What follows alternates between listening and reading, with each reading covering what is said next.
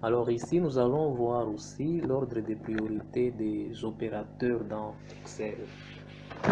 Lorsqu'on a plusieurs opérateurs qui interviennent dans la formule, Excel va commencer d'abord avec quel opérateur? L'ordre se présente comme suit. Nous avons d'abord en première position. Premièrement, nous avons les 1 et même la virgule. 2, nous avons la négation, comme par exemple, ou comme je voudrais dire, comme par exemple moins 6, moins de la négation.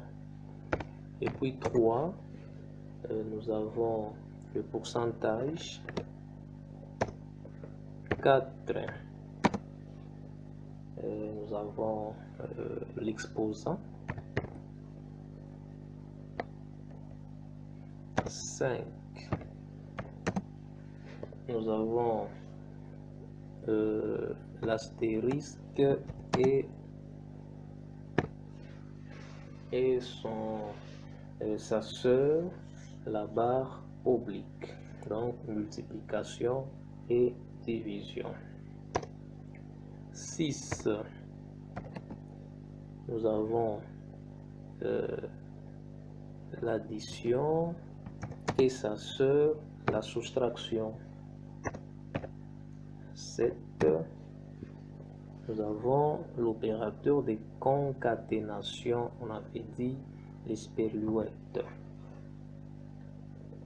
Et à la 8e position, nous avons donc les opérateurs de comparaison.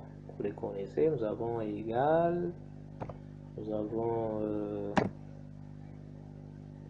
différent, nous avons inférieur ou égal, nous avons etc. Donc ça c'est l'ordre des priorités.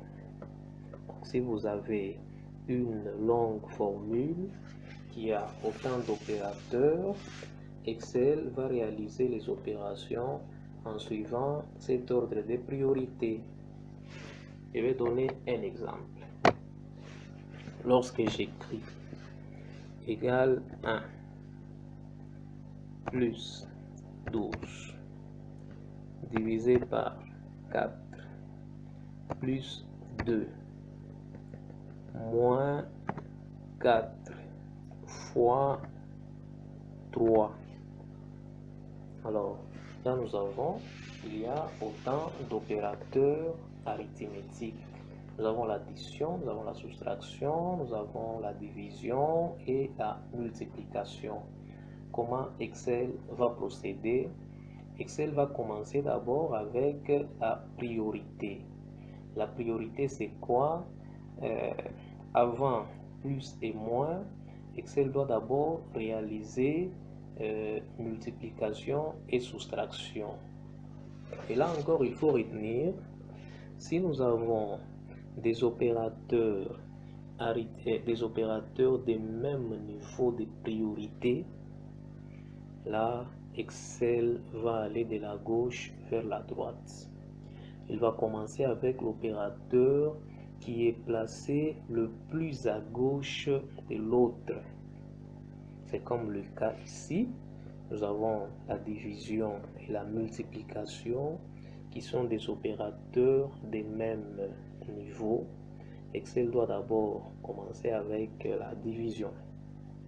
Là, ça nous donne 12 divisé par 4 et ça va nous donner 3. Et là, ça va nous donner 12. Donc, nous aurons 1 plus ça qui a déjà été réalisé, 3, ça fait 4. Plus 2, ça fait 6. Moins 12.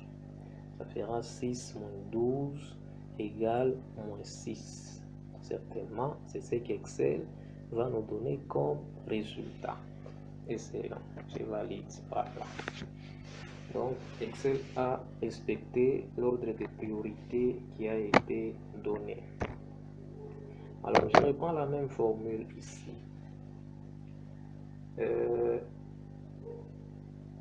Il peut arriver. Alors, si vous avez donc votre ordre de priorité, vous devez utiliser les parenthèses. Donc, si par exemple, je voudrais que l'addition soit réalisée avant, donc je mettrai entre parenthèses, je voudrais que 4 plus 2 soit réalisé avant d'autres opérations. Voilà ce que j'ai fait. Je mets 4 plus 2 entre parenthèses. Et là, en réalisant l'opération, Excel devra d'abord terminer les 4 plus 2 qui nous donne là, ça nous donne 6. Et donc nous aurons 1 plus 12 divisé par 6, c'est 2, ça fait 3, moins 4 fois 12 qui est donc 12, donc nous avons donc 3 moins 12, ça vous donne moins 9. Ok.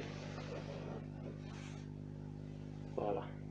Nous avons donc fini avec les opérateurs arithmétiques, les opérateurs de comparaison. On a vu les opérateurs de concaténation. On a vu aussi les opérateurs